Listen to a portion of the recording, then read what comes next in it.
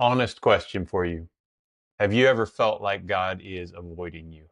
Be honest. Like you've been showing up, trying your best, giving everything you have, waiting, listening, just exhausting yourself. You're praying, you're crying out.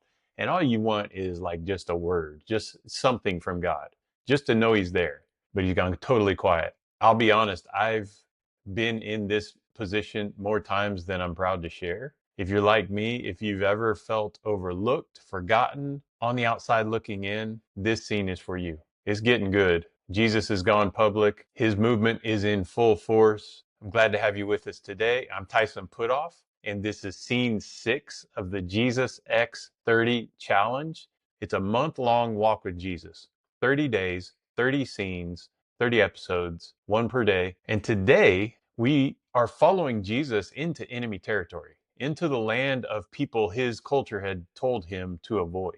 And we're going to watch what happens when God refuses to keep his distance. So in the last scene, we watched Jesus march into the temple in Jerusalem during Passover, flip the tables, taunt the authorities, criticize their abuse of God's name, and prevent seekers from encountering God, all the while making a lot of money off of this process. It was loud, it was public, it was powerful. But here in scene 6, things quiet down a little bit.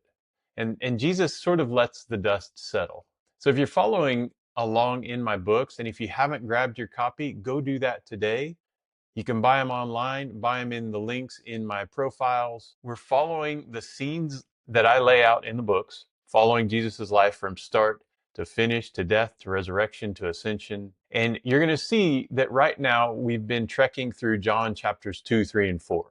And we're still early in Jesus' public campaign. And compared to what we saw in the temple account in John 2 that we just looked at previously, Jesus goes pretty quiet in John 3 and 4. And one of the fascinating aspects for me as I think as a little boy still with a bit of a superhero complex, I love the idea of secret revolts in these elite warriors. Well, already here at the start of Jesus' public campaign, we start to see his strategic and tactical brilliance take shape. So we know he was 100% God, 100% human. But I think a lot of us underestimate how tactical, how strategic, how intelligent he had to be to launch the movement that he launched. He wasn't just dropped from heaven with a full-blown following. He had to develop a movement from the grassroots. And John the Baptist's movement helped start that. But then he had to do certain things and make certain maneuvers throughout his public campaign, which only lasted just over 2 years, in order to gain a big enough following so that when he was crucified and rose back from the grave, this following would be strong enough to survive without him in physical form among them. Right? We know he sent the Spirit, and we know there were other supernatural and divine forces at work here. But Jesus was incredibly strategic in everything he did. And so in this scene, in what resembles a sort of guerrilla tactic, Jesus strikes the temple, puts his movement on the map. That's John 2. Then he disappears literally into the night. Remember in John 3 where he encounters Nicodemus at night? And after that, he gets the heck out of Dodge. He makes the short trek out to the Judean wilderness where he meets with John the Baptist. And we're not really told what the conversations are between Jesus and John at this point. But knowing that John is something of a mentor to Jesus throughout his life, which is part of his role as the forerunner that we read about who will pave the way for the Lord, I think Jesus is probably talking to John about a couple of things. One, he's telling John how things went down in the temple, that he's officially put his name on the Jewish and Roman authorities' radars. Two, he's probably given John a warning. Remember, John the Baptist has been in operation publicly a little while longer than Jesus. And when I say publicly, he's been all over the news. He's been on the socials. And by now, he's laying into the authorities and into the temple system, the crooked economy, the politicians, including even Herod Antipas, the ruler over this region at the time of Jesus' public campaign. So Jesus is warning him that the authorities are going to find out that Jesus and John are connected and that they're going to be coming after you soon, John. And lo and behold, they do. Herod arrests John soon after this. This has to be a hard moment for Jesus, knowing that John is going to be imprisoned because of his work in laying a foundation for Jesus and his messianic campaign, but he also knows it's how John wants it. John's made this very clear. And also that he, that is Jesus, still needs time on earth to establish his own movement and campaign. It still has to be tough for Jesus knowing that his cousin is going to suffer like this. Then again, John's pretty crazy. So we're in the spring of 27 AD. This is early on in Jesus' public campaign. Jesus is retreating from Jerusalem, remember, and decides to go ahead back to Galilee, back to his home region up north. And by doing this, he's going to avoid the heat that he'd otherwise face in Jerusalem if he were to stay there. And he also knows that the Galileans, as we talked about in an earlier scene, are a feisty bunch. The Galilee is a hotbed for anti-Roman, anti-establishment Jewish revolutionaries. These dudes like to fight, and they're not afraid of the big bad Roman Empire. And in Galilee, Jesus knows that he can generate a lot of energy for his own messianic campaign because they're ready for what he has to say. They're ready for a Messiah of their own. They're ready for a king of their own. They're ready to follow Jesus. So Jesus leaves Judea in the south and he heads back up north to the Galilee. But instead of taking the safe route home around Samaria, crossing over to the east, traveling up, and then crossing back over to the west and getting into the Galilee and bypassing Samaria altogether, like every good Jewish teacher was supposed to do, he does something completely baffling, borderline inappropriate, and potentially dangerous. He walks straight through Samaria. It's the shorter route, but it's the more dangerous route. Okay, so this is wild. Jews and Samaritans don't mix. Centuries of ethnic, political, social, religious hostility stands between the Jews and the Samaritans by Jesus' time, dating back to the 700s BC. So there are a lot of bad takes about who the Samaritans were, and I want to clear that up a little bit. They weren't bad people. Their story and situation was actually tragic, to be honest. But they sought to worship God just like the Jewish people down in Judea and up in the Galilee. Their story took a bad turn in the 700 years before Jesus, when the Assyrians, who were over in modern day Iraq, came around, conquered this region, the region of Samaria, and basically deported the people who were living there at the time, the Israelites, back to Assyria. And then in the process replaced those whom they had deported with their own people, with fellow Assyrians. This was a way to ensure that a conquered nation was loyal to you. You took their people away, you put your own people there, and you had loyalty and instant culture in a conquered nation. So because the Samaritans were intermixed with Assyrian ancestry, they were viewed as illegitimate. I mean, they weren't genetically pure descendants of Abraham, Isaac, and Jacob by this point.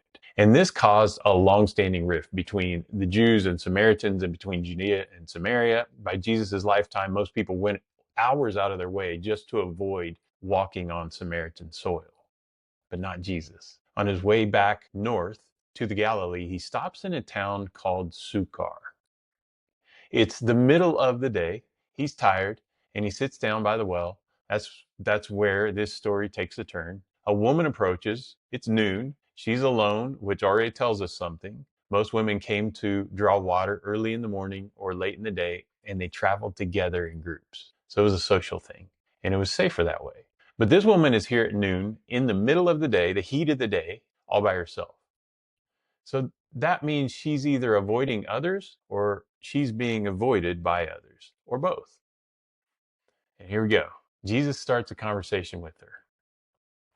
It makes me think about going to a conference in Chicago in 2012 with my dad. And I was finishing the PhD and I was giving a talk at this massive conference, and this, like, it was a dream conference for me at the time. Hadn't had any publications yet, and this was an opportunity to rub elbows with some really top-notch scholars in my fields. So Dad and I drove up there, stayed in the hotel, hung out, saw some sights, went to a bunch of the conference sessions together. I mean, this conference center in Chicago was bigger than the hometown I grew up in. It was massive. And so you had to walk from one side to the other. And every time we'd be walking and scurrying along, I'd look back and see him talking to someone. I mean, the guy can talk to anyone. And Dad, when you watch this, you know what I'm talking about. So here's Jesus at the well, in the sun, at high noon, and this woman approaches to draw water from the well. You know she doesn't want to talk to anyone. You know she's got to be begging God, don't let him see me. I don't know who this dude is, this stranger. Don't let him see me. I just want to get water and I want to go back home. But instead of not seeing her and not saying anything, Jesus sees her and he starts up a conversation with her as soon as she gets there. And this isn't a small talk moment. Jesus isn't just making conversation while she draws water. He's breaking every single cultural rule he could possibly break. Jews didn't talk to Samaritans. Jesus is talking to a Samaritan. Men didn't strike up personal conversations with women like this. Jesus is talking to a woman whom her community has shamed. Rabbis in particular didn't associate with people who had baggage. Both she and Jesus know that she's got plenty of baggage and Jesus talks to her anyway. Jesus doesn't care about any of that. In fact, he asks her for water. And then he starts talking about something deeper. This is John 4. And Jesus says, if you knew who I was, you'd be asking me and I'd give you living water. And naturally, she's confused, right? She thinks he's talking about plumbing. Jesus keeps pressing. He tells her that he knows her story. He knows she's had a bunch of husbands. He knows that the man that she's with right now isn't her husband. And he sort of starts to peel back the layers of her life story. And he's not doing this to shame her, but to show her that he sees her fully. He knows who she is. He knows her darkest secrets. He knows those closets and those corners of her life that she's tucked things away and she hopes no one ever uncovers. He knows who she is. And to show her that in spite of all of those who've pushed her out, in spite of the rejection she's faced and the shame she's faced by those men, because let's face it, in her culture, the men could divorce and destroy women however and whenever they wanted. Women were nothing. They were property. She's a Samaritan. She's a woman. And by social standards of the time, she's damaged goods. But while everyone around her continues to push her out, continues to pile shame upon her, Jesus breaks all cultural norms, all cultural customs, all social, political, religious barriers, and he goes right to her and he invites her in. It's something to think about. And it's something a lot of us need to pay attention to. Jesus doesn't expose her story to embarrass her and shame her or control her. He does it to show that her story doesn't disqualify her. Okay? He does it to show her that even though she's been taught that God is avoiding her, the fact is that she's exactly the person God has his eye on. And she's stunned. She leaves her jar. She runs back to town. Again, a shameful act. We run around everywhere. We jog. We do that for exercise. That's not a cultural thing in Jesus' day. She goes running back to her town and she's shouting, come and see a man who told me everything I ever did. But she's celebrating this moment. Instead of walking around saying, holding her head down and saying, I know you all know who I am, and holding that against herself, right? She's celebrating it. She's saying, man, this guy knows who I am, but he invited me in and he revealed something to me that to this point, Jesus hasn't revealed to anyone else in his public campaign. She's already a woman carrying years of shame. So she's got nothing to lose at this point. And what ends up happening is that woman, this outsider in every sense of the word, is the first person to proclaim Jesus to her community. She becomes, in all of history, the first local evangelist, or I would say ambassador or diplomat, we might say, of Jesus' messianic campaign. It's not a rabbi that he entrusts this privilege to, not even one of his closest disciples, not even his own family. It's a Samaritan woman with a horribly messy life story. Meanwhile, back in Judea, John the Baptist is now locked up. His arrest marks this turning point. It's clear that both John's and Jesus's movements are being watched. They are under the eyes of the authorities. And this makes it all the more important for Jesus to pivot. So he heads back to Galilee and he sets up shop in Capernaum. Capernaum is a small fishing town on the northern shore of the Sea of Galilee. If you visit Capernaum today, it's pretty quiet. It's an incredible little tourist spot. There's a preserved synagogue there, most likely from a few centuries after Jesus. And check this out, underneath the synagogue that you can walk around, you'll find the basalt foundations of an older synagogue, likely the one that Jesus taught in. Incredible. And they haven't uncovered it completely because that would require destroying the layers on top of it, and you can't do that. Annie and I went there a few years ago. It's kind of an out of body experience being there, just knowing that this was a town where in the year 27 AD and between 27 and 29 AD, this was the home and the campaign headquarters of Jesus. This was where he operated and planned and strategized and prayed and healed and networked and launched his movement from. It's really hard to fathom. It really is. And the town itself is small by modern measurements, but in the first century, it sat on key trade routes. That meant people from all over the Mediterranean and the Near Eastern world passed through it on their way from the north to the south and from the east into the west. Strategically then, it was a perfect base of operations for a grassroots revolution like Jesus's. And with Samaria as a sort of buffer between the Galilee in the north and Judea in the south, Jesus could operate relatively freely for a while without the Jerusalem authorities actually getting on his case during these early days of his movement. And it turns out that Samaria was incredibly important to Jesus for a number of reasons. So Jesus didn't avoid Samaria. He went right through it, and he didn't avoid the woman at the well. He waited for her. And I think that tells us something profound about the kind of Messiah Jesus is. This wasn't a coincidence. It wasn't just a pit stop. John actually says that he had to go through Samaria, which is kind of a way of saying God made him. It was a strategic move, and it was a divinely strategic move. Jesus knew exactly what he was doing. He was building a movement that wouldn't begin at the top. We're going to say this over and over. Jesus's movement never began at the top with the temple elites, with the religious influencers, with the politicians, with the social elites, with the wealthy. It begins in the margins with people like this Samaritan woman at the well. And think about this. This woman actually becomes the first person Jesus explicitly tells us, as I mentioned a minute ago, I am the Messiah. I'm the guy you're looking for. She was disqualified by everyone around her. But Jesus saw her differently. He saw through her shame, through the assumptions that people made about her, through the view that she had of herself. He sees her full story, and without flinching, he offers her living water.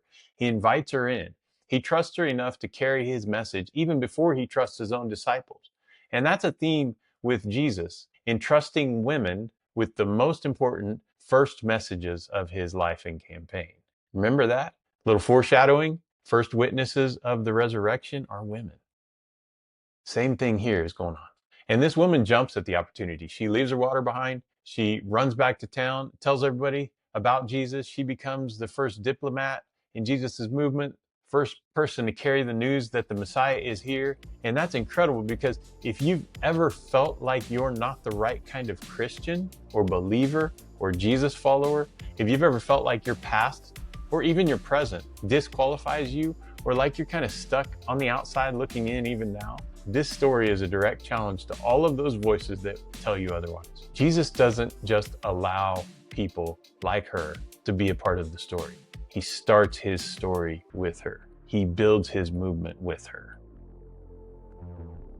So when you feel like God's gone rogue and sort of left you in his wake and he's moved on, or that he's ignoring you or avoiding you, when you're tempted to think that God is silent or that maybe he's keeping a distance, I want you to remember this scene. Sometimes God's not avoiding you. Sometimes he's already at the well, sitting in the sun, waiting for you to arrive. You don't need to bring your perfection. You don't need to bring credentials. In fact, he doesn't want any of that. Check this out. Test me on this. Go and read the Gospels, all 4 of them. Jesus never reveals himself explicitly and honestly to anyone who's got perfection and credentials and whose life is already perfect. Just do what you do every day. Be who you are, just like the Samaritan woman, and show up at the well. I don't care what you believe. I don't care what your politics are. I don't care what your identity or sexuality are. And neither does Jesus. He says, come. And you might be surprised that in spite of all of the voices you've heard around you, and in spite of all of the internal voices that tell you that Jesus isn't like that that's not who Jesus is, that Jesus needs you to be cleaned up, that Jesus needs you to change before you can step through the doors, before you can approach the well, Jesus clearly shows in his encounter with the woman at the well that all of that is bogus. Just show up at the well. Doesn't matter who you are. Jesus already knows your story. Jesus already knows who you are. And you, just like you are, that's who he wants to come to the well. Jesus is there waiting, and that is where the revolution begins. Lekul Mad, Go and learn. Come back for scene 7 of the Jesus X30 challenge.